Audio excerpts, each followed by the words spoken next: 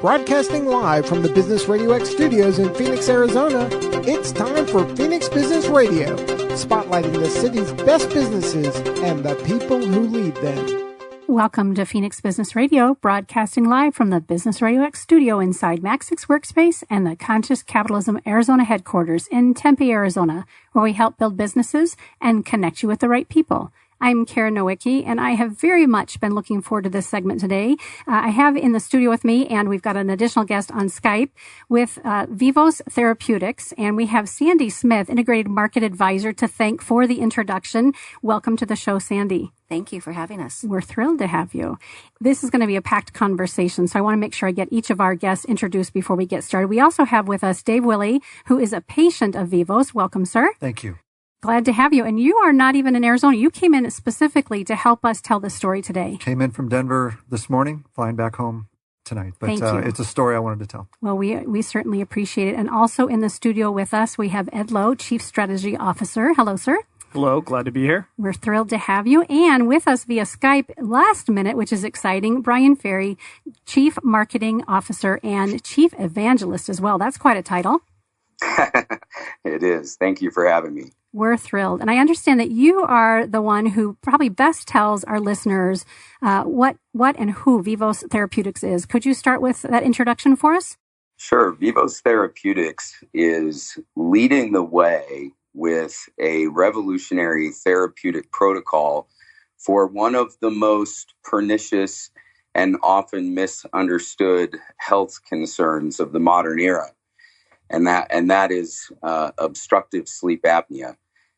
Currently today in the United States, about somewhere around 70 to 80 million people suffer from a condition that is really a developmental condition. It has to do with the development of our upper and lower jaws. When we're born, we're actually born with a couple of aerodynamic features that make us so we can arrive here. And over time, our jaws are meant to develop out, down, and forward. And when they fail to do that, there's a condition that's referred to by dentists as retrognathia, or retrusion of the mandible, and maxillary hypoplasia, which are really big fancy words for saying that our jaws didn't develop out where they were supposed to be. Today, 90% of kids have crooked teeth, and 95% of us have to have 4 of our teeth removed because they don't fit in our mouth. And it's a fascinating thing to begin to understand that this developmental condition that, quite frankly, has been brought on by societal changes, which we can talk about in a minute, but millions and millions of people suffer, and the end result is they suffer from sleep apnea, meaning they stop breathing over and over and over in their sleep.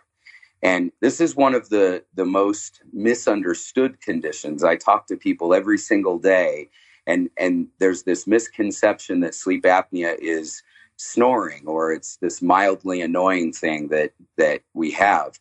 And the reality is it's a deadly killer. People are dying from this every day.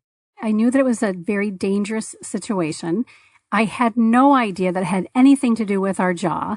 And it's funny because when I was reading the bio in preparation for this segment, I know that Kirk Huntsman is the founder, correct?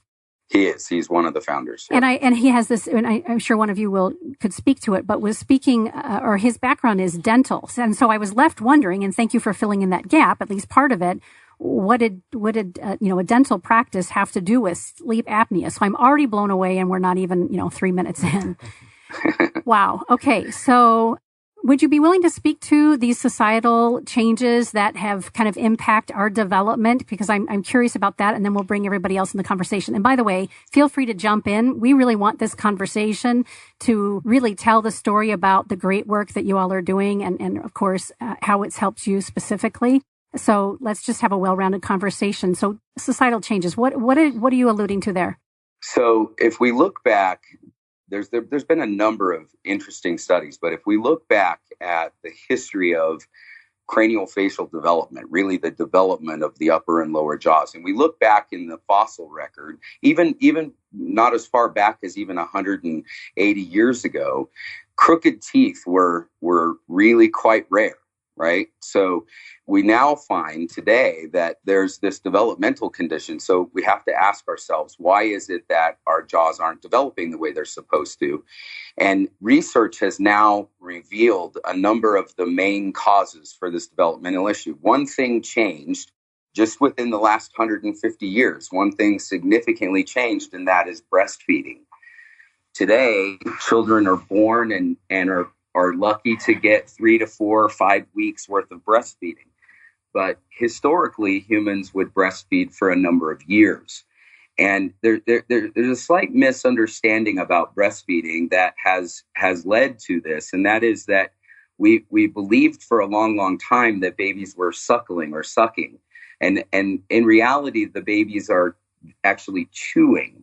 And that mastication, that chewing function actually stimulates the stem cells, causing our jaws to grow out, down, and forward. Now, to make things even worse, after breastfeeding and after bottle feeding, we actually put our children on a very soft diet or baby food, again, not causing them to chew. Right. And then, unfortunately, after they come off baby food, all too often we move their diet to things like fast food and processed foods that, again, don't require us to chew our food. You know, when I was a little kid, my grandma used to tell me all the time, make sure you chew your food.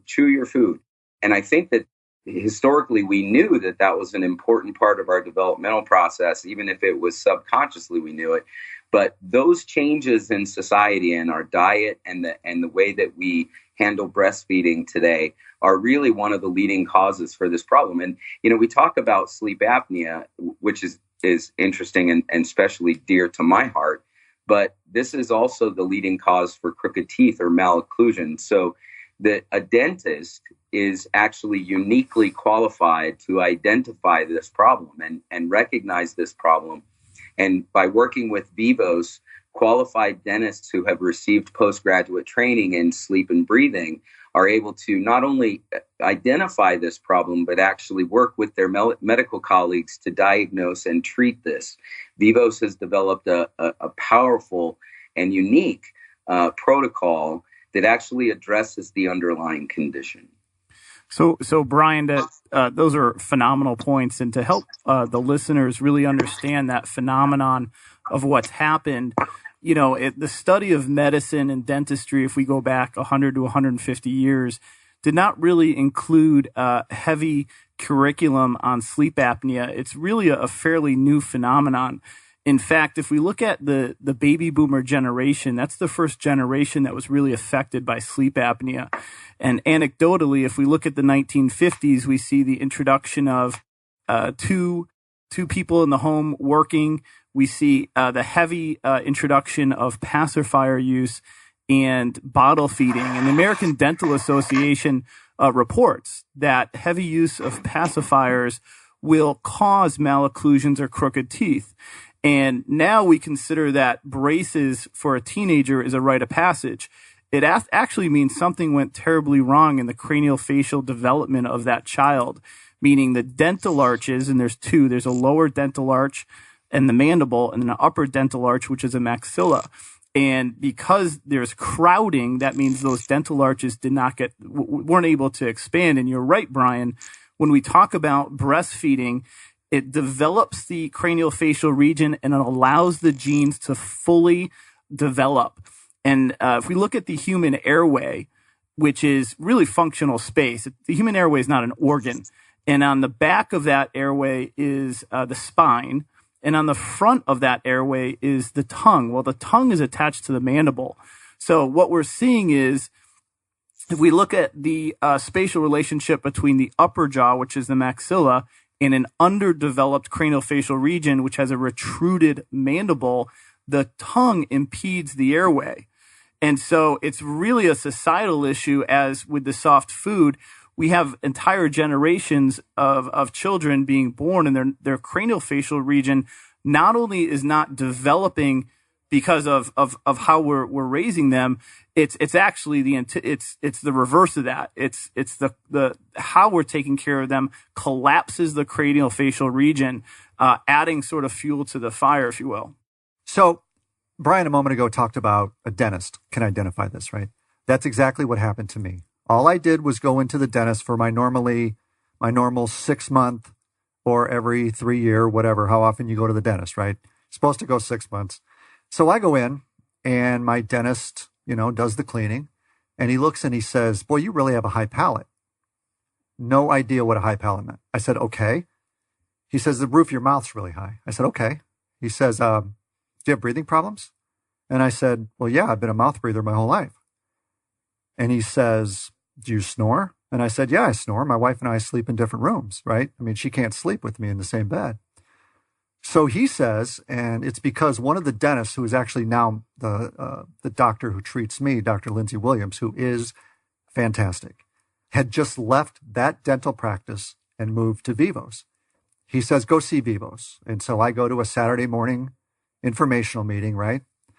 Sounded intriguing. I stayed, asked some questions.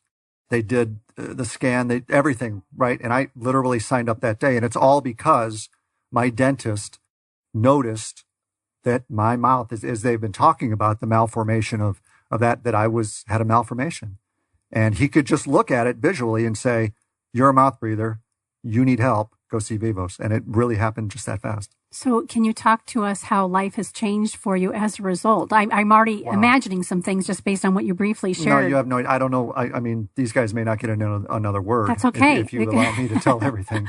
So I go and, there's a process of getting measured for the appliance, which, by the way, I have right here. I know this is radio and people can't see it, but that's what it is. It just looks like a retainer. It looks like a retainer. Really. It's very simple. Okay. So I got it on August 1st. Of 18. Yeah, okay. Within 3 months, I was a nose breather. No joke. Okay. I've been sitting here the whole time with my mouth closed, listening to this whole conversation, breathing through my nose. 8 months ago, that was physically impossible. No, it was impossible. I mean, I could not do it. I could take 3 or 4 breaths through my nose, and then I would have to stop, and I would gasp, and I would breathe through my mouth to catch up. Okay. I flew here to from Denver this morning. I didn't open my mouth on the flight other than to drink a cup of water. Which has got to be a treat it's for unbelievable. you. Like, it's normal for me. I can't even imagine, but... Right. It's unbelievable. If you haven't experienced it, right? I mean... You probably keep playing with it too. Like, let me see what I can... well, I mean, when you get those kinds of results 3 months in, right? You're like, holy cow, now where does this go? Because this is roughly a 2-year treatment. May not last that long, I don't know, but it could be as much as 2 years, I've been told. And you're like, well, I've gotten this after 3 months. Where am I going to be after 2 years? Right? So you get really motivated to keep this thing in, follow the protocol, and the results are amazing. And again, you were talking about sleep. I took a sleep study as part of like the pre-screening of this, right? It found I stopped breathing 41 times an hour. That's about every 90 seconds. Wow. Okay. It's no joke. Sleep apnea is no joke. Okay.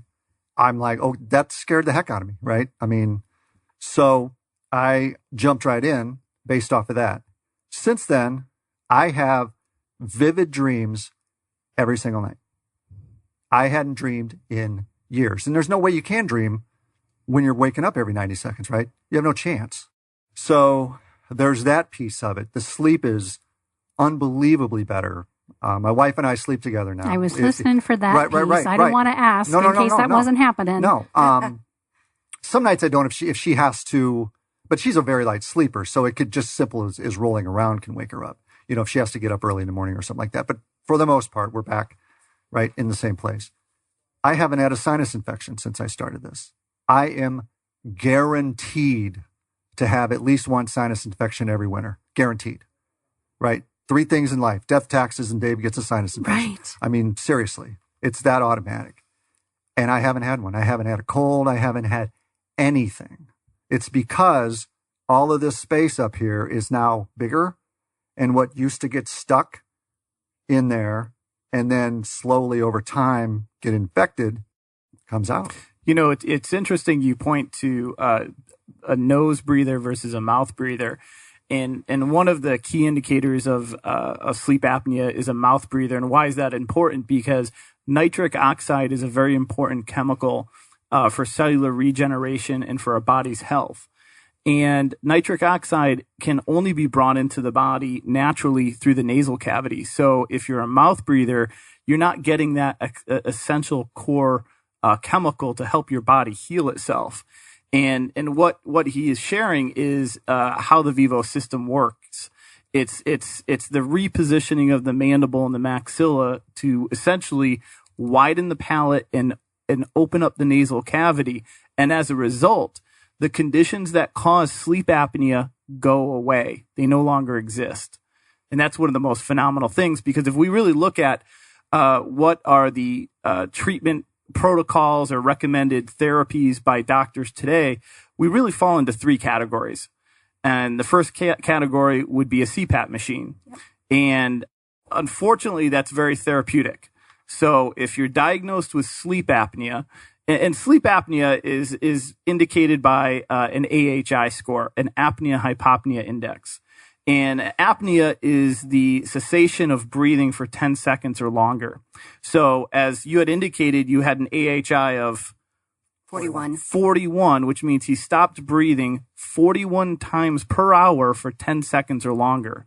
That is severe sleep apnea. No, it's no joke. When they got that score back, they're like, okay, we're starting like now. Immediately. And I was on board. I'm like, you're right. Yeah. We lost Bryan a moment ago. Do you mind pausing for a second? Because I want to hear about the rest of this, but I want to make sure we bring him back. There's that dancing music from Skype. We got you back again. Hey, Bryan. I don't know what happened there, but you can hear us okay? Yeah. All right, Bryan. Thank you. So we are just listening to Ed and Dave share, obviously Dave's personal experience, but Ed was just describing what some of the other alternatives are to Vivos Therapeutics. One, which is the CPAP. The CPAP machine, which we've all sort of heard stories about that, and they come in different iterations. Sometimes they're a big Darth Vader mask, and sometimes they're a soft kind of marketed as a soft pillow. And what it does is it sends pressured air, oxygen into your body, and it sort of decreases that AHI, that apnea event, so that you can breathe and sleep properly. One of the other conditions of sleep apnea is Rem sleep. So if you're constantly waking up, because as you experience an apnea event, your body will trigger itself to wake up. And you're never getting REM sleep. So oftentimes someone with sleep apnea will describe their daily living condition. They'll be at a stoplight where they're falling asleep, or they find themselves, even after sleeping for 10 or 11 hours, or quote unquote thinking they're sleeping, they'll be tired throughout the day. They're never getting REM sleep. Another key indicator is they don't dream. So again, if you're not entering REM sleep, you're not dreaming, and more importantly, you're not dreaming in color. So if you sleep healthy and you have REM sleep, you can wake up and you can remember your dreams vividly. And that's sort of a key indicator that you're sleeping properly and you're a nose breather. And so when we talk about the treatment protocols, I mean, we have CPAP machines and it's therapeutic. And if you're prescribed the CPAP machine, unfortunately, you will be wearing that probably for the rest of your life. It's a life sentence. It's a life sentence. That's right. And I didn't want any part of that. You never tried it. Well, I'm claustrophobic, one, so I couldn't. I had tried those little things you buy in the drugstore, or you see infomercials about them. I don't know what they're called, but they you wear them while you sleep, and they go in your mouth and they pull your jaw forward. I tried those. Mm-hmm. They would always end up on the pillow next to me when I woke up in the morning because they're not comfortable. It hurts. I mean, it's pulling your jaw. Okay, do this right for 8 hours. And see how you feel. There's tons of mandibular devices out there and the CPAP and surgeries, but they're all palliative. Yeah. And so the CPAP really wasn't an option for me. And I'm, in my late 40s. I've got friends at work who are in their 40s that are already on CPAP machines. And I look at them and I'm like, and I've even talked to them about this and what I'm doing. I'm like, if you live to be 80, you're going to spend half of your life wearing a CPAP machine at night. Really? You really want to do that? Because would it be safe to say it's a Band-Aid, or it's just this, it's not fixing the issue? Right, it's not fixing the issue. Right. It might treat the issue, but it's not fixing it. It's like if you break your arm, you can take enough Advil, right? And the arm doesn't hurt anymore, but you still have a broken arm, right? So if you have sleep apnea and all you're using is something that just treats the symptom, you're never fixing the problem. And Dave had described sort of the second sort of treatment protocol, which was a mandibular advancement device. And what that device does, it's an oral appliance that pulls the mandible forward, the lower jaw. So if you actually pull your lower jaw forward, the tongue is attached to that. So it increases the volume of space of your airway. It actually does work. Unfortunately, our bodies are very adaptive. So if we go to the gym and we work out, over time, we can use heavier and heavier weights and we can stand the treadmill longer. Well, just like with a mandibular advancement device, your body adapts to the tension pulling your jaw forward. So over time, the patient has to titrate that device with higher tension. And over time, what we found to be reported by most patients is you develop jaw pain, TMJ pain, massive headaches. And then all of a sudden, so you have sleep apnea. Now you have all these other conditions related to the therapeutic sort of alternative of a mandibular advancement device. Now you're back to square one, which might be a CPAP machine. Ed, was there another alternative that you were going to describe, or those? Sure. Well, and then the most aggressive alternative is surgery, and surgery is oftentimes effective. So if we look at the spatial relationship between the mandible and the maxilla, oftentimes the medical community will say, "Hey, well, let's sort of force a correct angle and force the correct spatial relationship." So oftentimes that means surgically splitting the palate. It means surgically breaking and then reattaching the mandible, positioning it forward. It's oftentimes very dangerous, and they're very expensive. So if we look at alternative 1, 2, and 3, there's really not some good alternatives out there until Vivos. Sandy, you have a personal attachment to Vivos and really helping to, I don't know, is it safe to say cure sleep apnea? Is that a safe thing to say? That's what y'all are doing. We're trying. So are you willing to speak a little bit about why this is important to you and how come you're part of this team and where have you been before? Just professionally. Start there. Let's start with that question. I asked you about 7 questions in one bite. Professionally, why is this a great fit for you and what had you done previously? I had previously 2 medical devices. One was a transport system for ambulatory infusion pumps. And then I went on to grow a company that we manufactured and distributed post-operative compression vest for patients that undergo any type of thoracic incision. So a coronary bypass. Most of my surgeons would put it on the patient 24 hours post-operatively, and we saw a reduction in length of stay, reduced time, pain. We know those qualitatively. And then I won 2016 Innovation Product of the Year for reducing readmissions. And that was a big game changer for me, for the hospitals as well. And I thought it was the coolest job ever because I was improving the quality of patients' lives. I then sold that company and Vivos found me. I got a call, went down the road and interviewed, and they said, well, it's a dental appliance, it's technology. I couldn't quite grasp it. And because I knew medical, so I thought, and I didn't know dental that well, but they kept on coming after me, and I got more and more excited. After I learned they had 8 patents, clinical trials, case studies, it just kept going. So at that time, Kirk Huntsman, the CEO, flied me up to Colorado, and it took about an hour and a half, and I finally got it, what this technology was doing. It was saving lives. So came back home, talked to my husband. He's like, you're not doing another startup. And I had some tears in my eyes. He goes, what happened? And I said, March 10th, 1988, 10:56. I know now. And back in high school, my mom was snoring. I thought it was normal. She stopped snoring, so I thought it wasn't normal. So I went over to her and I tried to resuscitate her. And 911 was called and they said 10:56. So she died in my arms. And for 9 years, therapy thought, gosh, did I do it wrong? So my job is personal, to shout out from the rooftops to get as many doctors interested in Vivos technology. Thank you for sharing that. You're welcome. And Bryan, you said you have, do you have a personal experience as well, or you know somebody who's needed this as well? Yeah, so my first introduction to sleep apnea came in 1999 when I met my wife. And on our wedding night, as we drifted off to sleep, I remember distinctly this little purring sound that she made. And I remember thinking to myself, oh, how cute she snores. And then within about 20 minutes, she was shaking the entire house. And I thought to myself, oh, thank God I'm deaf in one ear. I can stay married to this woman. So I was married to Carrie for 15 years. And on October 27th of 2015, we drifted off to sleep after kissing each other at 11:30.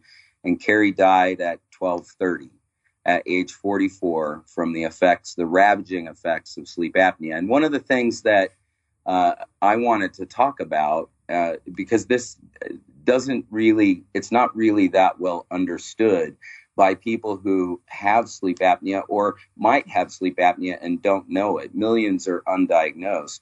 But there's many, many studies now that have linked sleep apnea with some of the worst conditions you can possibly imagine. Things like chronic depression and chronic anxiety and chronic pain, fibromyalgia, and even certain seizure disorders. And there's a list of about 30 comorbid diseases that are directly linked to sleep apnea. And my story is a little bit unique in the fact that my wife suffered from 9 of those conditions. The night that she fell asleep and didn't wake up, she had taken 9 different prescription medications that were all prescribed for conditions directly related to her sleep apnea. And for me, me and my kids always thought the snoring thing was just kind of funny.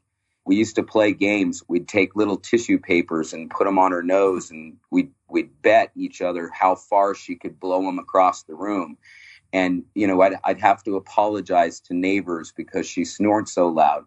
And we just always thought it was a joke. No one ever, not one doctor ever said to us, this could be causing her depression. This could be causing her fibromyalgia and her chronic pain. And my role here at the company, I was fortunate enough to meet the company literally a couple of weeks after I lost my wife. And so my passion for this goes well beyond my profession. And quite frankly, my goal is to raise awareness about the seriousness of the condition, and then to be able to bring a revolutionary treatment protocol that in the end isn't a life sentence. I'm so glad that we have one of our patients here today, because that's another person that I don't have to worry about losing because we didn't pay attention. To speak about what you're talking about, Bryan, playing games, my family and my kids, we used to joke and call my husband Sir Naps a lot. And now I don't think that's funny. Right? Yeah. Does he use Vivos? He's starting to, yeah, yes. Yeah. It's, everyone involved in this company has a passion and has a story, because sleep apnea is one of the most prevalent diseases in North America. And we can go door to door and knock and ask that person that answers the door, do they have sleep apnea or know of someone? And 9 times out of the 10, the answer is yes.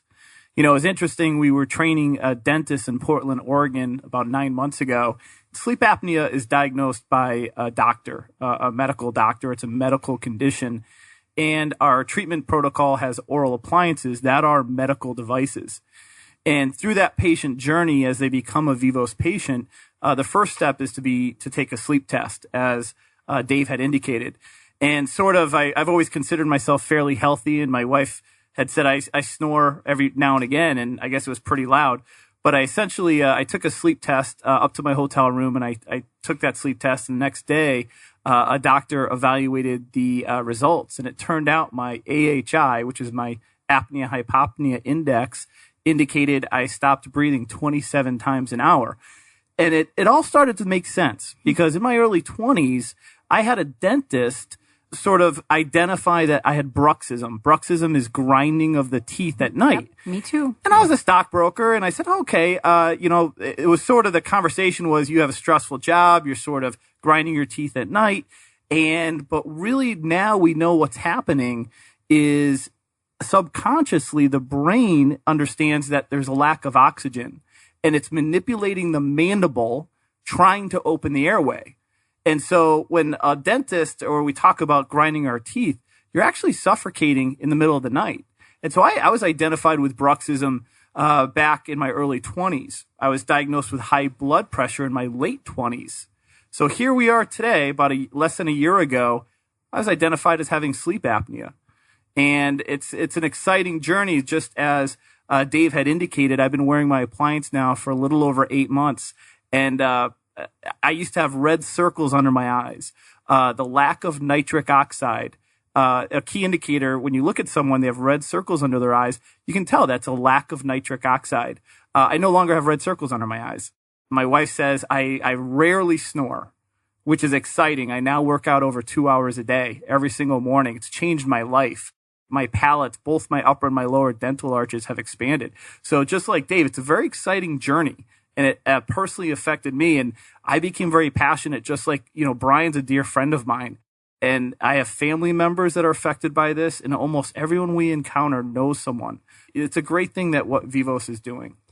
So I'm sitting here listening to all of you, and I think probably like all of our listeners, I have at least a list of 6 people, myself included, my husband, my daughter, who I know we need to find out if sleep apnea is part of what we're dealing with. I won't get into the symptoms, that sort of thing, but I would imagine that this more people need to know. So everybody needs to know. Because everybody knows somebody. Right. Including themselves. And I've known I thought I knew what sleep apnea was. I knew what it was. And like you've shared, make fun of my husband when he snores. I always say to him, it's not a cute snore. It's a very erratic, very bizarre snore. And now I've been snoring lately and that sort of thing. But so we have these jokes, right, that go on in our bedrooms and our households. And sometimes our neighbors are even impacted. But what are we doing about it? And how can we be educated to not only change the way that we are really born into society as an infant? I'll go back to one of the stories that Bryan was first sharing, and really the whole, not story, but the whole idea of this cranial, I don't know how the medical terms, but the lack of how our heads are and our jaws are shaped. When I was breastfeeding my oldest 2 kiddos, who are now 24 and 22, my mother, so again, I was born in 64, so she was of the formula generation. Make your life easy. Feed your kid formula, right? So fast forward to early 90s when I was breastfeeding my kiddos. I remember her saying to me, you shouldn't be breastfeeding. It's unattractive to your husband. And why would you do this? Because it's so much easier doing X, Y, Z. And I remember thinking, well, that's what these are for. and I'm grateful that I breastfed all of my kids, well into almost their first year. But that's what I think we've shifted, right? Societally, you spoke about baby food as well. We've made it convenient. And so not only are we looking at making a change for people's health today who are dealing with sleep apnea and all these other symptoms that we're dealing with, but I can't help but think that what you are also doing as an organization with the passion, the purpose, and the mission that you're on is, what if we can shift how we are encouraging mothers to take care of their babies from the very beginning? Sandy, your thoughts on that? Well, a great example is my son, Roman. I breastfed him for maybe 4 months, and then baby food, and then a binky for 4 years. He has a very underdeveloped jaw and extreme malocclusions. He doesn't spend the night at friends because he wet the bed. And that's a component of it as well. Bedwetting, ADD. And so now he's in treatment and it's making a difference. He would sleep 11 hours a night and still be tired. I could never figure it out. Karen, when I was in 7th grade, I'm not a scientist. I'm not a doctor. When I was in 7th grade, I remember my health teacher saying something like, if you can't breathe, you're going to die. And people who have sleep apnea, that's precisely what's going on. They're slowly suffocating every single night. And we starve the brain of it's not just the oxygen. It's the patterns of sleep, and Ed mentioned dreaming and all of those things. We talk about breastfeeding. I want to be really, really careful that we don't make any mothers feel bad about this, but it's important for us to raise the warning flags, right? So, and we need to get past this societal notion that breastfeeding is somehow, I think you said, unattractive, which that's terrible, but we need to move past that. And I think that was a very kind of old school example of my mom from the 60s, when in the 70s, when that was so popular. And I really value and appreciate what you're sharing, Bryan. This is not a conversation to make anybody feel bad about what they've chosen. I know many women who literally cannot breastfeed. So thank God for formulas and that sort of thing. And yet, if we can inform, if we can educate, if we can continue to get the word out about what you all are doing and provide people with this therapy, then lives will be changed. Well, something that I found out was that I guess there was a stigma or a belief. And when I first told people that I had sleep apnea, the first question is, well, you're not overweight. Right. Well, no. And you're not old. I'm 168 pounds. I'm 49 years old. I do Tough Mudders in Colorado at 9,000 feet. I ski. I hike 14,000 foot peaks. I'm pretty fit. And I have really bad sleep apnea. So don't think just because you might be fit that you're exempt. You're not. Just look at me. Okay. For a 49-year-old guy, I'm doing okay. But I've got it and I got to get rid of it. I got to fix it. One of the exciting light at the end of the tunnel, if you will, of this story is we talk about sort of the palliative treatments and the lifelong sort of sentences for sleep apnea, the mandibular advancement devices and the CPAP machines. The Vivos appliance is one of the greatest things because it naturally allows the body to heal itself, and it's a potential permanent solution for a patient. And, I spent a lot, just like Bryan and our team, we spend a lot of time working with dentists, and you had asked about the dental community and the tie-in, and legally you have to be a doctor that is licensed to work in the mouth, or a dentist, which really dentists hold sort of the key to life. And when we sort of explain how the Vivos protocol works, I use the example, if we break our forearm, don't put a cast on that forearm and sort of just let it to heal naturally. It probably won't heal correctly. You'll probably be able to use it. It will probably never be 100%. But if we create and put a cast on that broken arm, we allow the body to deploy new bone and soft tissue and naturally heal that bone. So over time, when that cast is removed, essentially you're healed. And that's what the Vivos protocol, combined with our oral appliances, allows the body to do, which is to naturally deploy new bone and soft tissue and reposition the mandible and the maxilla so that over time, there's a potential permanent solution. So there's no other protocol out there that can make that representation, which is really exciting for people with sleep apnea. A lifelong sentence of a CPAP machine is not fun. It's not something you want to hear. Well, and you talk about the growth. You can see the growth so the way this works is you expand it once a week, right? It expands in two different directions and it grows. Okay. It gets bigger. You see gaps. Those gaps represent bigger space in your mouth.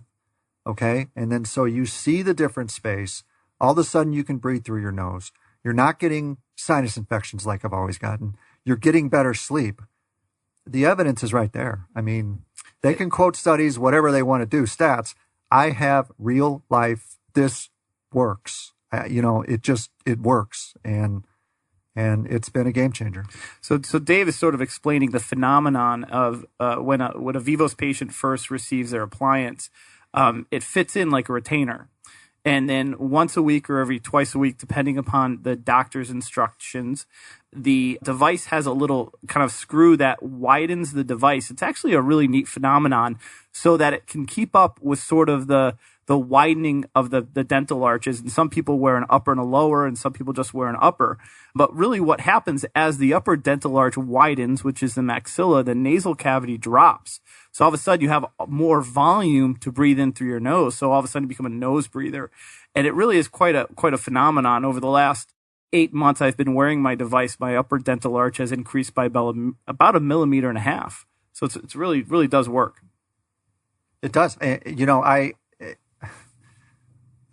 know it's sometimes I'm at a loss for words is how this changes your life. Okay.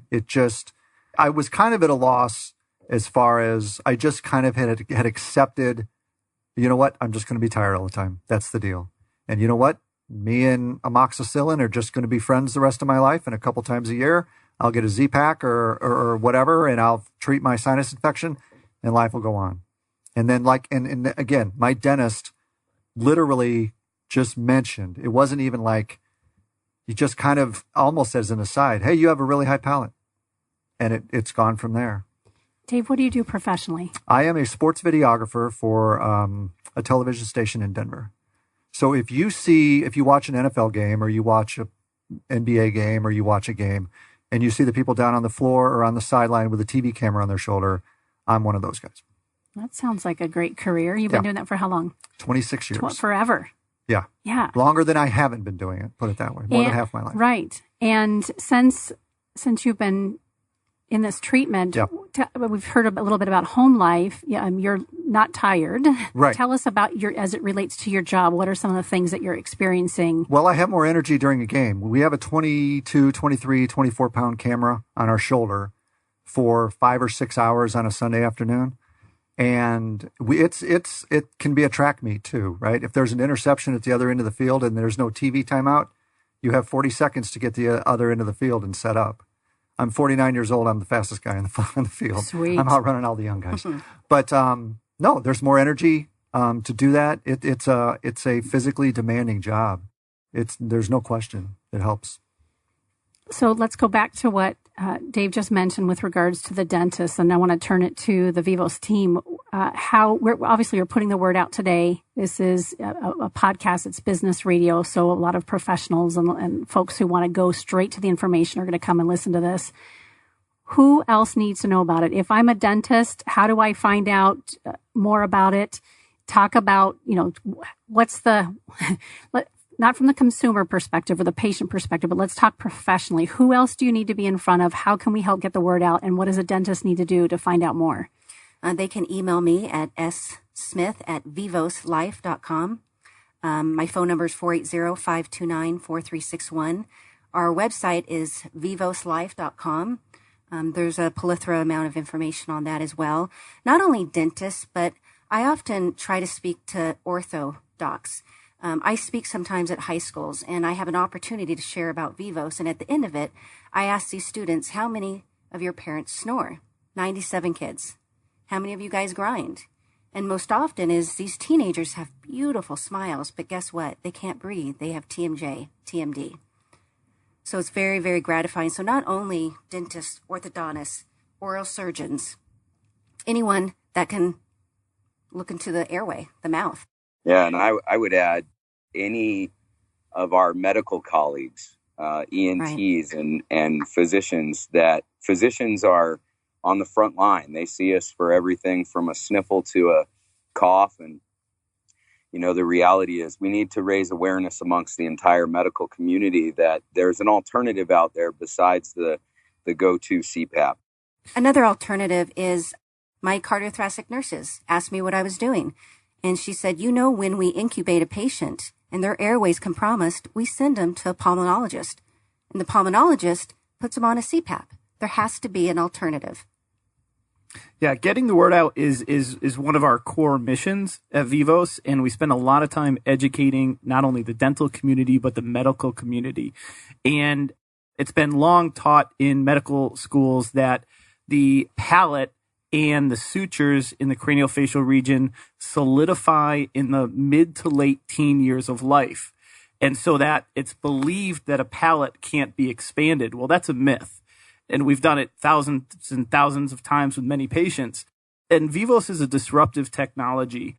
So getting that message out and when we share that message with cardiologists and pulmonologists and doctors that work with sleep patients, and people that suffer from sleep apnea, they're excited. I mean, there's a real alternative here. I was hoping you were going to say they're excited because sometimes when we're so committed to how we think something's supposed to work and that's what we spent our professional life believing, that we're not always open to alternatives and this disruptive technology. So I'm thrilled to hear that people are receptive. Well, the conversation usually starts with very circumspect. And with a doctor, and you're absolutely right. And they should. Absolutely. And fortunately, we have over 45 published clinically peer-reviewed studies. We have quite a bit of evidence published online on our website, sort of giving the scientific approach. One of the greatest things is sitting here with someone like Dave, hearing about his life story, about how Vivos, how it's changed his life, how he can breathe better and he can live better. I mean, it's really an amazing story when it comes from an actual patient. It's life-changing. It is absolutely life-changing. And again, I'm only 8 months in. I still have another year to go. I can't seriously wait to see where this ends up, because what I've already seen is almost nothing short of a miracle. And so, and as a busy professional and taking time to come in with this team and fly in, which is really speaks volumes about the people that you've had a chance to connect with as a result of this. So let's talk from the patient perspective. Somebody's listening, they know somebody, or they themselves think, oh my gosh, this might be the answer to what I've been dealing with. They also go to the website and start there, or do they connect with their regular physician? What would you recommend for our listening audience who's just curious about Vivos from a personal perspective? I would call directly, email directly. If you go to our website, we have a list of all our Vivos integrated doctors by zip code and by state. I was just going to ask, this is across the country. This is not just Arizona, obviously. Correct. And we just need to keep putting the word out. I'm absolutely blown away. There are not many segments that we do here at Phoenix Business Radio that I don't feel a great pride and enthusiasm and excitement for, because every story is worth sharing. But when I can sit and listen to each of you have a personal story, I probably too. I mean, I'm certain that I do. I just haven't gotten anybody in front of somebody who can fix the situations yet, but you are absolutely making a difference, and everything that we can do to help put the word out is what we're here for. We've got a few minutes left. What haven't I thought to ask? What else do you believe is worthy of sharing when you think about it from a perspective of the medical field, in addition to patients themselves? What else might we want to share? Go ahead, Bryan. I would say the most important message that we can bring to your listeners is be aware of this condition. And if you don't get treatment with a Vivos doctor, get treatment somewhere. The palatal, the solutions that we've talked about today, the CPAP and some of these other treatment options that are out there, are better than doing nothing.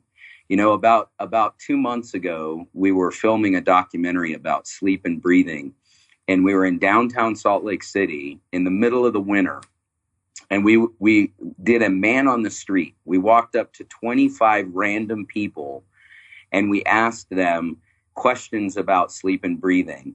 And out of 25 people, random people that we stopped, 24 of them knew someone or suffered from it themselves. The reality is this is one of the most pervasive problems of our time. And so my message would be, regardless of whether you're able to get to a Vivos doctor to go through this protocol, get checked and get treatment.